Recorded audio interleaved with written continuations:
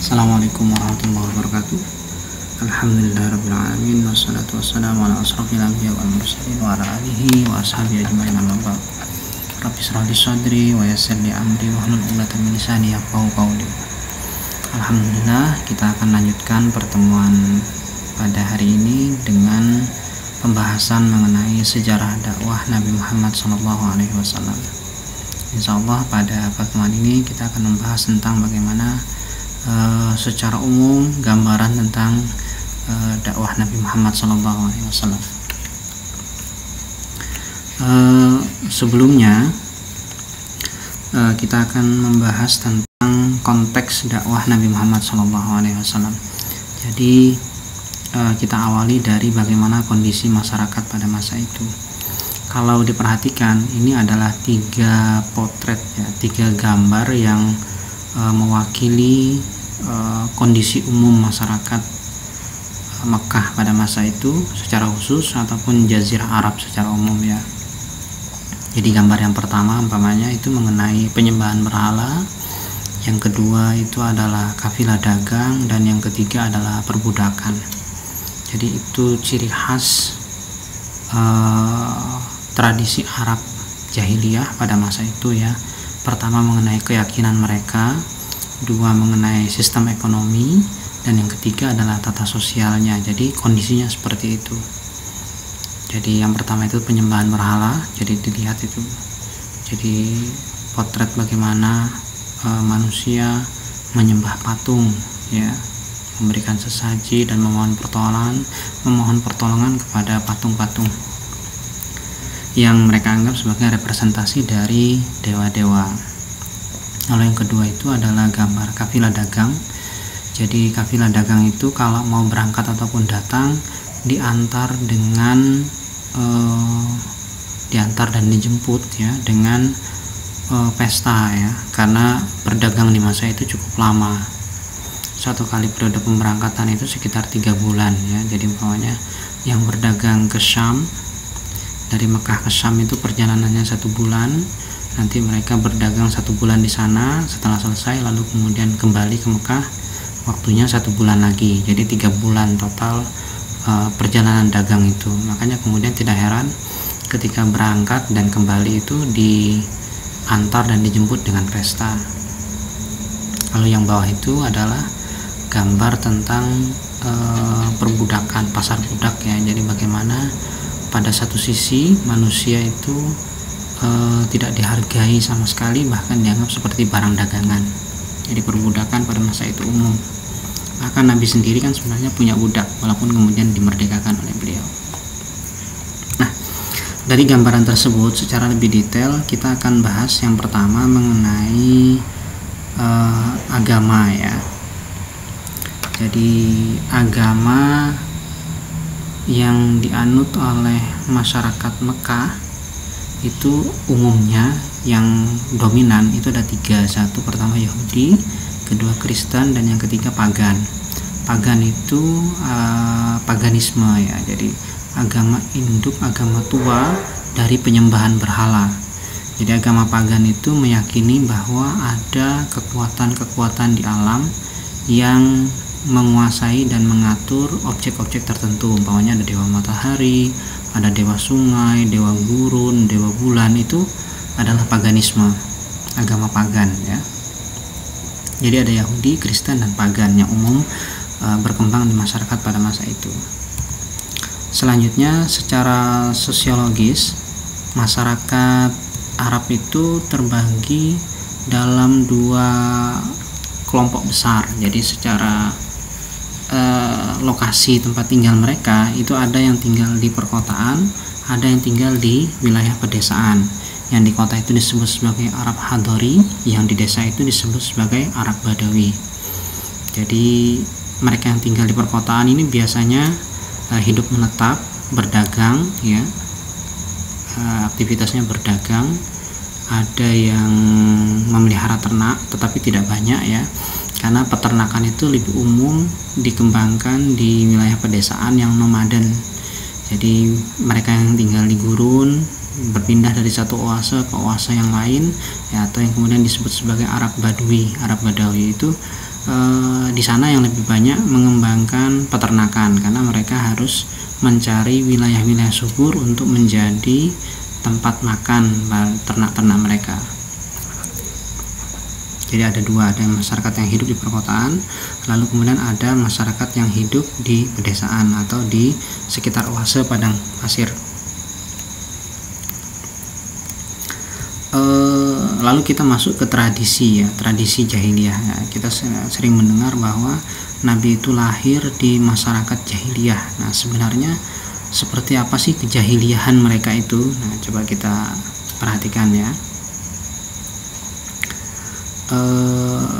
Ada beberapa hal sebenarnya yang mengindikasikan kejahiliahan mereka. Kita bahas satu persatu. Pertama, fanatisme kesukuan ya. Jadi fanatisme terhadap suku itu sangat tinggi pada masa itu. Jadi orang itu sangat mengagung-agungkan sukunya, kabilahnya, kelompoknya. Jadi mereka tidak peduli kadang-kadang apakah yang dilakukan oleh temannya, saudaranya itu salah. Yang penting orang tersebut berasal dari golongannya, dari kabilahnya, dari sukunya, maka akan dibela mati-matian. Makanya tidak heran kemudian di masa itu tuh sangat sering terjadi pertempuran atau percekcokan antara satu kabilah dengan kabilah yang lain hanya untuk masalah-masalah kecil, pokoknya kalah judi itu bisa terjadi pertempuran antar kabilah karena fanatisme kesukuannya sangat tinggi. Lalu yang kedua, mereka juga punya tradisi itu mengundi nasib. Jadi banyak hal yang kemudian diselesaikan atau ditentukan dengan mengundi ya, dengan undian. Jadi umpamanya mau bekerja itu hari ini akan kerja kemana, apakah ke barat atau ke timur, itu menentukannya itu tidak berdasarkan pemikiran rasional tapi menggunakan undian. Jadi ada anak panah yang dilempar ke atas, kemanapun anak panah itu jatuh ya ke sana dia kemudian akan pergi bekerja, sampai pada tingkatan yang seperti itu. Atau umpamanya mau menikah itu maka memilihnya itu berdasarkan undian. Jadi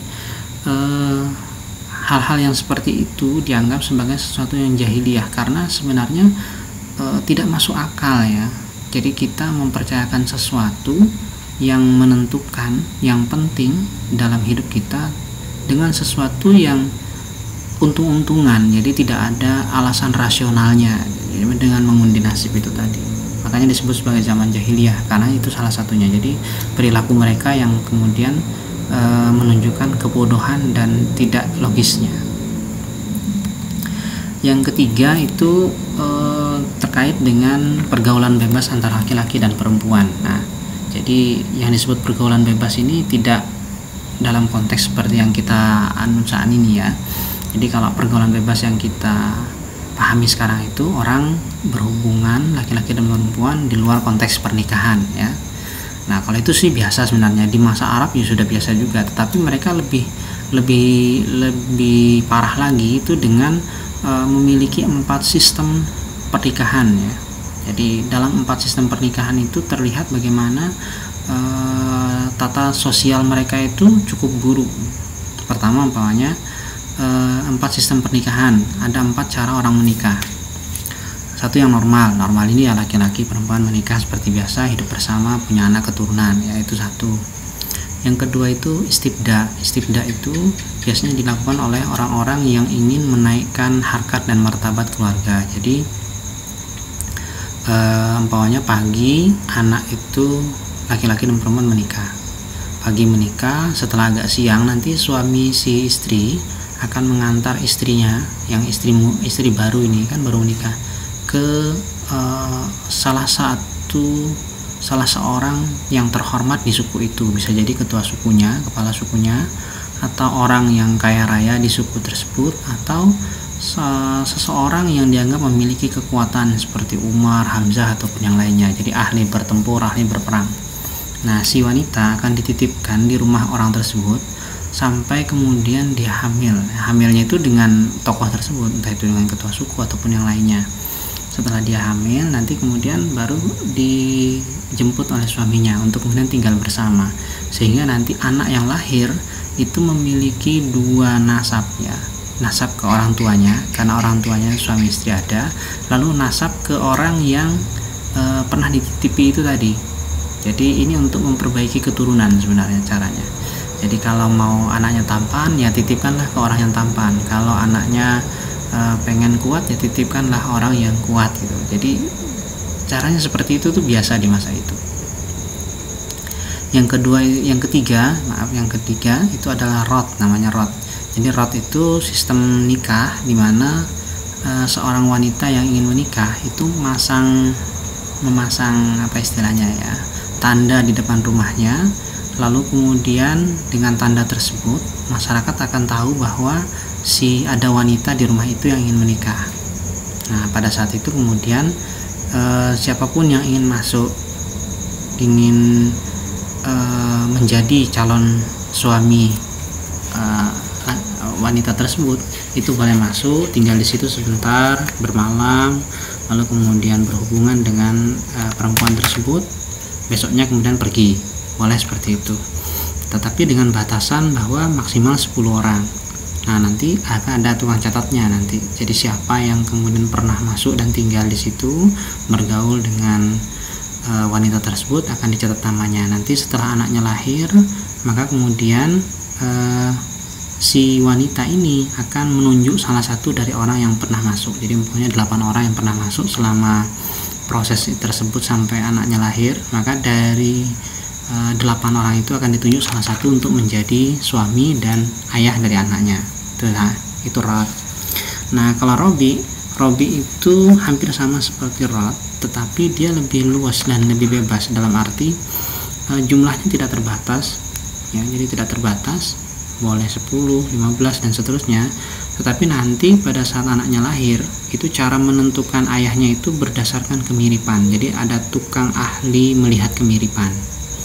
Nah oleh orang tersebut nanti akan ditunjuk, oh kamu pokoknya. Nah pada saat sudah ditunjuk ya harus menerima menjadi ayah dan suami dari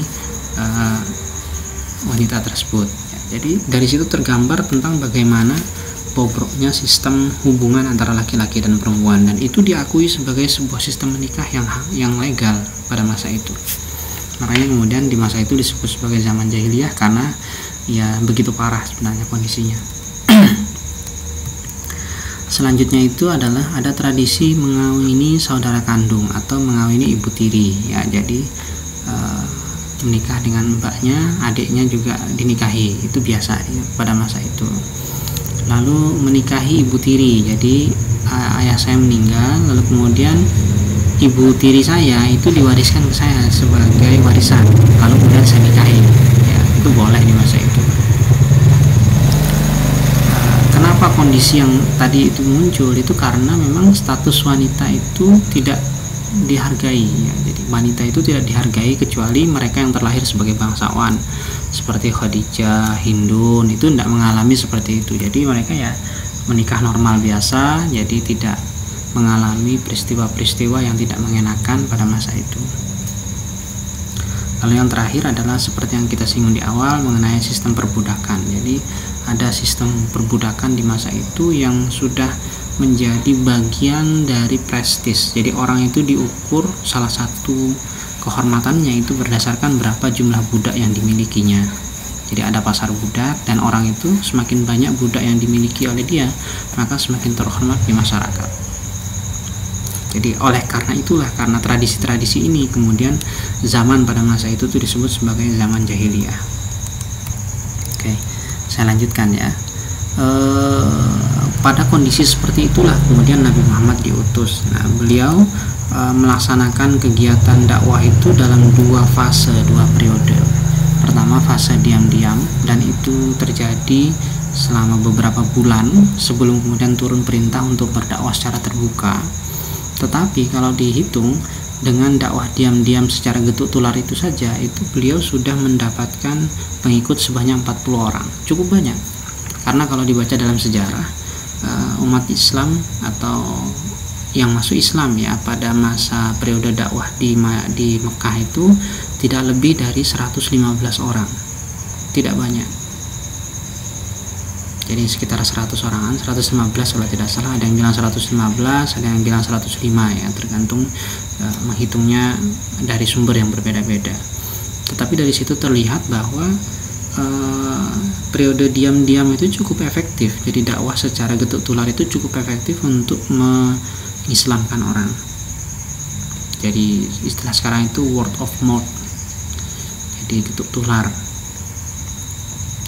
Kalau umpamanya 100 berarti 60-nya itu lewat dakwah terbuka. Nah, sedangkan dakwah di Mekah itu dilaksanakan selama 13 tahun. Cukup lama ya. Cukup lama periode di Mekah itu. Makanya kemudian banyak ahli yang mengatakan bahwa sebenarnya periode Mekah itu memang periode tempaan. Jadi pada masa itu Nabi betul-betul ditempa untuk tahan menghadapi cobaan dan berdakwah dengan model yang sangat sangat keras ya, karena harus berhadapan dengan orang-orang yang berkuasa dan beliau sendiri pada posisi yang tidak memiliki kekuasaan. Jadi betul-betul dakwah secara kultural. Jadi berdakwah lewat betul-betul dakwah secara lisan. Berbeda dengan dakwah di Madinah yang lebih efektif karena melalui jalur struktural atau pemerintahan. Nah, strategi dakwah yang dilakukan itu beliau memulainya dengan keluarga dan kerabat lewat model geduk tular itu. Jadi berdakwah ke keluarga yang terdekat, baru kemudian dari situ disebarkan kepada orang-orang yang terdekat. Lalu target dakwahnya itu adalah tokoh masyarakat. Jadi walaupun dilaksanakan dengan model kultural, tetapi ada prioritas sebenarnya. Makanya Nabi itu pernah berdoa, beliau berharap ada beberapa tokoh yang kemudian masuk dalam Islam. Beliau tuh pernah berdoa agar Allah mengislamkan salah satu dari dua Umar ya. Akhirnya yang dipilih adalah Umar bin Khattab. Lalu juga beliau berdoa agar Hamzah masuk Islam. Itu adalah tokoh-tokoh masyarakat ya. Beliau juga berdoa umpamanya Abu Jahal masuk Islam, Abu Lahab masuk Islam, tetapi kan kemudian tidak dikabulkan. Kenapa kemudian tokoh-tokoh masyarakat ini menjadi target dakwah? Karena dengan masuk Islamnya mereka itu akan menjadi simbol dan akan menular di masyarakat. Jadi kalau seorang tokoh masyarakat itu masuk dalam ajaran Islam, maka nanti akan diikuti oleh orang-orang yang berada di bawahnya. Makanya kemudian dalam dakwah Nusantara kita lihat ada beberapa wali itu yang kemudian menikah dengan putri raja. Karena dengan begitu nanti dia akan mudah dalam struktur pemerintahan. Ketika rajanya nanti masuk Islam, maka nanti rakyatnya itu juga akan secara tidak langsung akan masuk Islam, memeluk ajaran Islam juga. Jadi dakwah ke tokoh masyarakat itu menjadi salah satu target dalam kegiatan berdakwah di Mekah. Lalu juga ada strategi membebaskan budak. Jadi dengan membebaskan budak, terutama budak yang sudah masuk Islam, itu akan menjadi semacam pemicu agar budak-budak yang lain juga tertarik untuk masuk Islam, dengan harapan nanti kalau dia sudah masuk Islam akan dibebaskan. Makanya kemudian banyak para pemeluk agama Islam awal, terutama pada periode Mekah, itu adalah orang-orang yang dari kelas budak ya. Lalu beliau juga mendirikan pusat kajian Islam yang disebut dengan Baitul Arqam, di mana kemudian disitulah beliau melakukan pembinaan terhadap mereka-mereka yang baru masuk Islam, baru mengerti tentang Islam. Di situ juga terjadi dialog untuk memperkuat keimanan, keyakinan, dan pemahaman terhadap ajaran Islam. Karena periode Mekah itu belum ada perintah untuk melaksanakan ibadah secara khusus ya. Kita tahu bahwa perintah sholat sendiri turunnya itu menjelang hijrah ke Madinah. Lalu ada juga strategi dengan hijrah ya, strategi hijrah Taif, Habsyah, dan Yasrib. Jadi kenapa ini muncul di akhir? Karena ini adalah pilihan terakhir. Selama bisa melaksanakan dakwah di situ, maka dakwah tetap dilakukan. Tapi begitu sudah mentok, tidak bisa dilakukan dakwah lagi, baru kemudian hijrah digunakan sebagai salah satu strategi dakwah. Metode dakwah yang dilakukan ada ceramah, ya, diskusi, dialog, ada juga pemberdayaan. Pemberdayaannya itu ya yang membebaskan budak itu. Sedangkan pendekatan yang dilakukan hanya satu, yaitu pendekatan kultural.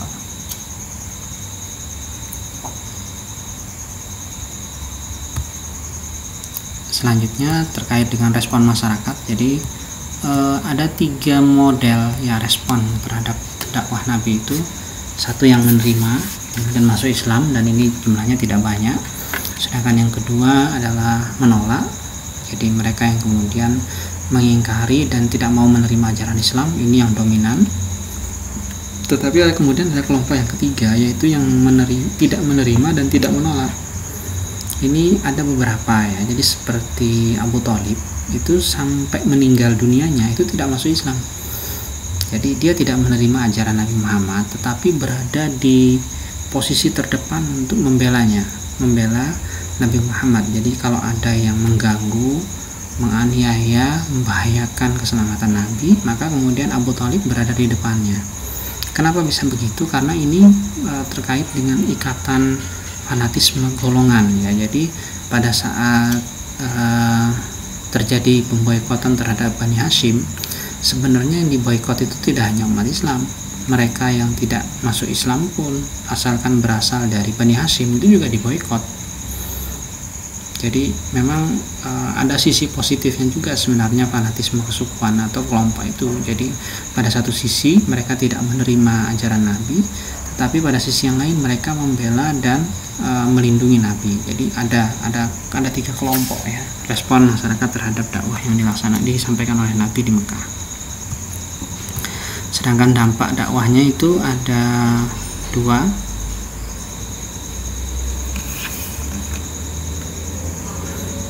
Yang pertama adalah resistensi terhadap Muslim. Jadi resistensi terhadap umat Islam itu ada 2 jenis. Pertama, kalau yang masuk Islam itu orang miskin atau budak, maka kemudian nanti akan disiksa, dihina, dan mendapat ancaman. Tapi kalau yang masuk Islam itu adalah orang yang menengah ke atas, kaya, terpandang, maka mereka akan mengalami pemutusan hubungan. Jadi pemutusan hubungan itu bisa jadi hubungan kerja, hubungan dagang, ada yang kemudian putus hubungan saudara. Jadi biasa anak tidak diakui oleh orang tuanya karena masuk Islam ya. Jadi ada resistensi terhadap umat Islam. Lalu ada juga boikot terhadap Bani Hashim dan umat Islam. Itu terjadi selama 3 tahun ya. Jadi mereka diboikot, dikucilkan, tidak boleh berinteraksi, tidak boleh ada yang menikah, tidak boleh terjadi perdagangan dan segala macam. Sehingga mengungsi di perbukitan. Ada juga usaha untuk hijrah ke Habsyah, lalu meningkatnya dukungan terhadap umat Islam dengan masuknya Hamzah dan Umar. Itu adalah dampak dari dakwah yang dilakukan oleh Nabi selama periode Mekah, dan yang terakhir dampaknya itu adalah rencana pembunuhan oleh Nabi oleh kaum Quraisy. Jadi itu puncak dari dampak dakwah itu adalah usaha untuk menghentikan dakwah dengan cara membunuh Nabi. Nah, itu adalah periode dakwah di Mekah. Jadi itu akhir dari kegiatan dakwah Nabi di Mekah pada saat beliau kemudian diperintahkan oleh Allah untuk hijrah ke Madinah. Nah, di Madinah kita akan mulai dengan sosiologi masyarakatnya lagi. Jadi konteks masyarakatnya seperti apa. Jadi kalau di Madinah itu dominannya adalah pendatang. Jadi mereka yang tinggal di Madinah itu sebenarnya bukan orang asli Arab, bukan asli orang situ. Jadi berbeda dengan di Mekah. Yang tinggal di Madinah itu adalah mereka yang berasal dari imigran Yahudi dan Arab Yaman. Jadi ada yang berasal dari Palestina, ini adalah orang-orang Yahudi. Yang Arab Yaman itu adalah orang yang mengungsi dari Yaman Utara pada saat terjadi banjir besar pada masa akhir pemerintahan Ratu Balkis dari negeri Sabah. Jadi mereka yang selamat dari banjir besar itu kemudian hijrah ke Yasrib atau Madinah. Agama utamanya 3 sama dengan di Mekah, Yahudi, Kristen, dan pagan. Pekerjaan utamanya itu adalah petani, peternak, dan beberapa diantara menjadi pedagang, tetapi dominan adalah petani. Jadi Madinah itu agak berbeda dengan Mekah yang gersang dan panas. Jadi Madinah itu lebih subur dan lebih sejuk. Bahkan sampai sekarang itu Madinah itu memiliki iklim yang jauh lebih sejuk ketimbang di Mekah. ada dua suku besar ya, ada Aus dan Khazraj, dan kedua suku ini saling bersaing untuk menjadi dominan di di Madinah, maaf. Nah, Aus itu kemudian bersekutu dengan orang-orang Yahudi dari Bani Quraidah dan Nadir untuk mengalahkan Khazraj. Khazraj sendiri kemudian mencari sekutu lain. Nah, salah satunya itu adalah dengan mereka mengundang Nabi untuk hadir datang ke Madinah. Jadi niat awalnya itu adalah untuk mencari sekutu dengan cara menerima orang-orang muhajirin yang hijrah dari Mekah ke Madinah untuk memperkuat kaum Khazraj. Awalnya begitu sebenarnya. Tapi kemudian yang terjadi rekonsiliasi setelah Nabi datang dan tinggal di Madinah. Kenapa kemudian hijrah itu terjadi? Itu sebenarnya ada asal usulnya ya. Selain perintah untuk hijrah itu sendiri, sebenarnya karena Nabi melihat ternyata dakwah di Madinah itu lebih pesat kondisinya, perkembangannya lebih pesat. Jadi sebenarnya sebelum Nabi datang ke Madinah itu Islam sudah tersebar di Madinah. Itu lewat proses Bait Aqabah di tahun ke-11, 12 dan ke-13 kenabian ya. Jadi tahun ke-11, ke-12 dan ke-13 kenabian itu ada terjadi Bait Aqabah. Jadi Bait Aqabah itu beberapa orang Madinah mereka datang ke Mekah untuk melakukan ibadah haji, lalu kemudian tertarik dengan ajaran Nabi sehingga kemudian masuk Islam dan kembali. Nah, pada saat itu kemudian mereka mulai membicarakan tentang agama baru di Madinah. Beberapa orang kemudian tertarik lalu kemudian masuk Islam lagi. Lalu terjadi di tahun ke-12 itu ada Bait Aqabah lagi, lalu yang ke-13 ada Bait Aqabah lagi. Jadi total ada 3 kali Bait Aqabah, dan mereka semua kembali ke Madinah dengan memeluk ajaran Islam. Sehingga sebenarnya pada saat Nabi datang ke Madinah itu orang Islamnya sudah banyak di Madinah. Jadi bukan Nabi kemudian berdakwah secara kosongan. Itu mereka Nabi sudah memiliki basis pendukung yang cukup banyak dan berasal dari orang-orang yang cukup terpandang di Madinah, sehingga Nabi itu memiliki bargaining position yang cukup tinggi di Madinah, sehingga kemudian pada saat beliau datang ke Madinah, beliau kemudian diangkat menjadi pemersatu dan menjadi pemimpin di Madinah. Oleh karena itu kemudian beliau berada di posisi yang cukup kuat untuk kemudian dapat menjalankan kegiatan dakwah dengan lebih mudah. Oke, saya lanjutkan ya. Nah, strategi dakwah di Madinah itu agak berbeda dengan di Mekah. Jadi yang pertama kali dilakukan adalah membangun masjid. Jadi di hari pertama beliau datang ke Madinah, itu yang dilakukan pertama kali adalah membangun masjid sebagai sebuah pusat kegiatan dakwah.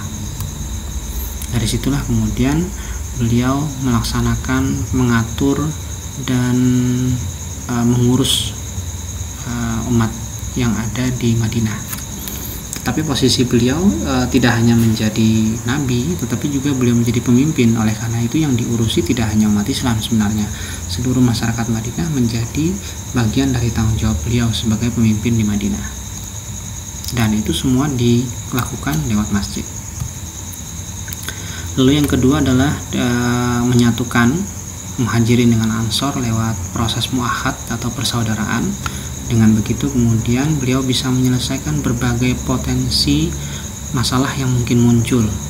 Jadi ada banyak masalah yang bisa muncul sebenarnya pada saat sebuah kelompok masyarakat kedatangan masyarakat lain untuk tinggal bersama. Jadi kalau tidak diharmonisasi dengan baik, itu bisa muncul kesenjangan sosial.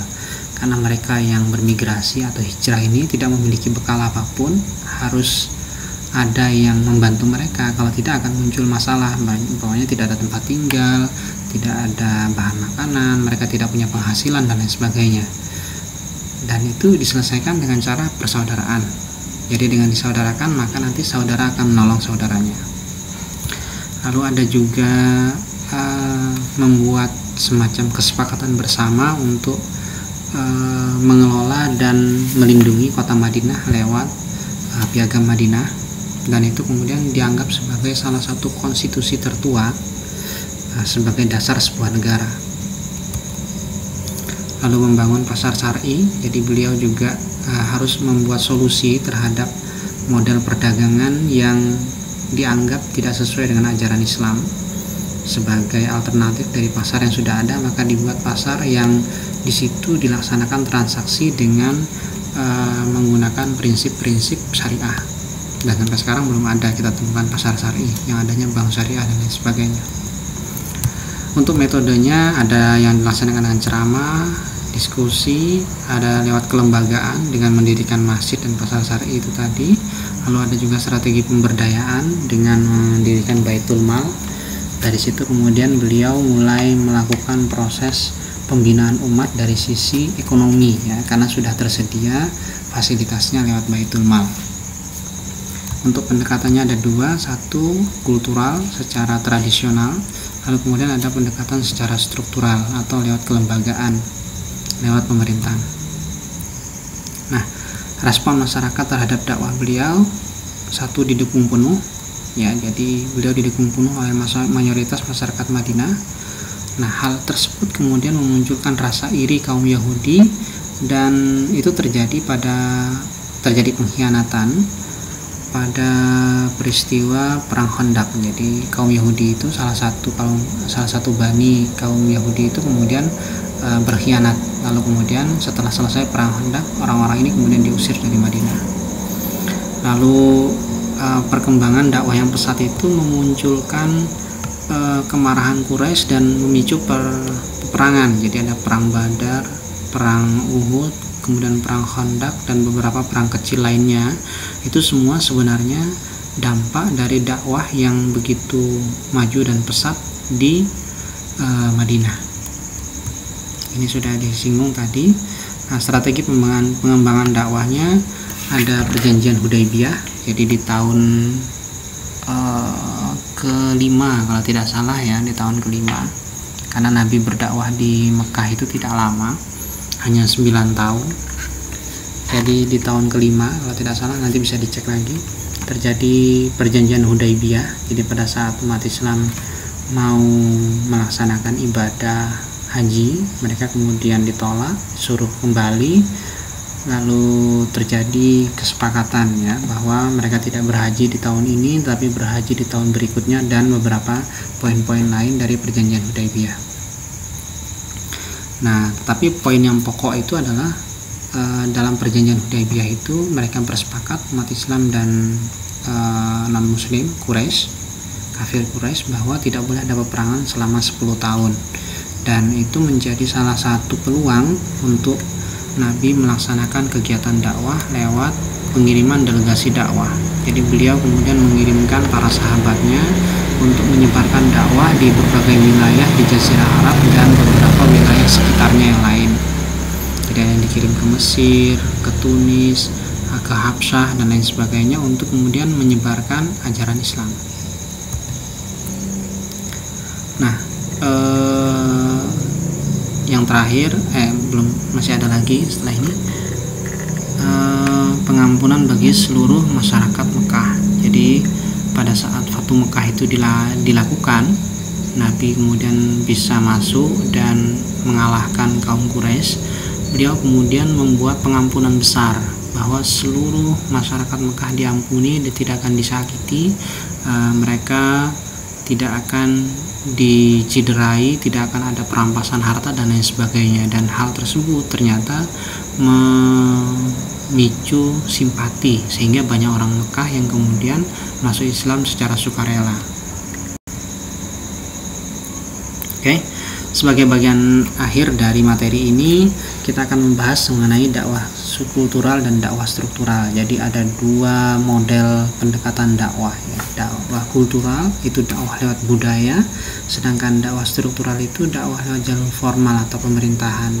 Bentuk-bentuknya itu ada asimilasi budaya, jadi perkawinan budaya. Akulturasi budaya itu memadukan satu budaya dengan budaya yang lain. Jadi contohnya itu ada sekaten, kasih dan nasib kalau asimilasi, sedangkan akulturasi budaya itu arisan dan pengajian. Jadi kita lihat ada ibu-ibu punya arisan, lalu kemudian di arisan tersebut ada pengajiannya. Jadi itu sebenarnya menggabung dua budaya, karena arisan itu asalnya sendiri, pengajian itu sendiri, lalu kemudian digabung menjadi satu kegiatan bersama, tetapi masing-masing tetap ada arisannya, ada pengajiannya tetap ada. Sedangkan dakwah struktural itu dakwah lewat jalur formal, jadi bentuknya bisa jadi dengan pendirian lembaga syariah, membuat perda undang-undang syariah, ada juga mendirikan organisasi dakwah NU, Muhammadiyah, Proses dan lain sebagainya, itu bagian dari dakwah struktural. Ada juga dengan pemberdayaan masyarakat miskin, itu bagian dari dakwah struktural.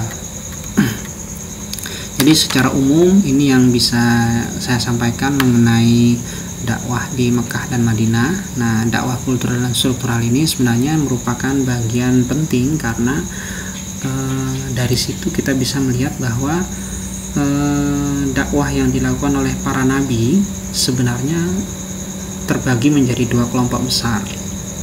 Jadi ada dakwah yang dilaksanakan oleh para nabi dengan jalur kultural, ada yang dakwah dilaksanakan lewat jalur struktural. Jadi yang jalur struktural itu seperti Nabi Yusuf, dia menjadi menteri bidang ekonomi, Nabi Daud menjadi raja, Nabi Sulaiman menjadi raja, dan pada saat mereka menjadi raja atau berada di pemerintahan, mereka dengan mudah dapat melaksanakan kegiatan dakwahnya karena mereka memiliki kekuasaan. Itu adalah dakwah struktural namanya. Nah, berikutnya ya, untuk mendatang ini kita akan mulai melebarkan kajian kita dengan kajian sejarah dakwah di berbagai belahan dunia. Jadi nanti silahkan dibagi ke kelompok-kelompok yang sudah ada itu. Jadi fokus pada perkembangan dakwah sejak awal masuk sehingga perkembangannya. Wilayahnya ada Asia Barat, Afrika Utara, Eropa Selatan, Asia Tengah, Asia Selatan, Asia Timur, Asia Tenggara. Pertama itu adalah Malaysia, yang kedua adalah Brunei Darussalam. Jadi ini adalah pembagiannya, silahkan ditentukan sendiri kelompok mana yang dapat Asia Barat dan seterusnya. Terkait bagaimana menentukan wilayahnya, di googling aja, nanti Asia Barat nanti muncul negara-negaranya, Asia Afrika Utara mana saja negaranya muncul nanti. Oke, yang dibahas adalah pertama sejarah awal mula masuk Islam di wilayah tersebut bagaimana, lalu siapa saja para dai yang menyebarkan Islam di situ pada awal masuk, siapa yang menyebarkan, lalu model dakwah yang digunakan seperti apa. Selanjutnya adalah respon masyarakat terhadap dakwahnya seperti apa, apakah ditolak, apakah malah berkembang sangat pesat. Lalu juga silakan dibahas kesultanan atau kerajaan Islam yang berkembang di wilayah itu. Lalu puncak kesuksesan penyebaran Islam hingga kemunduran, lalu kemudian yang terakhir faktor penyebab kemunduran Islam di wilayah tersebut. Jadi silakan dibahas. Pokoknya di Asia Barat ya silakan ada beberapa negara yang di situ lalu kemudian dibahas yang masuk dalam kategori Asia Barat yang besar-besar ya. Demikian yang bisa saya sampaikan pada pertemuan ini, cukup panjang ya, mudah-mudahan bermanfaat dan semoga kita bisa meneladani apa yang sudah dilakukan oleh para pendahulu kita dalam kegiatan berdakwah di masyarakat. Billahi taufiq wal hidayah. Assalamualaikum warahmatullahi wabarakatuh.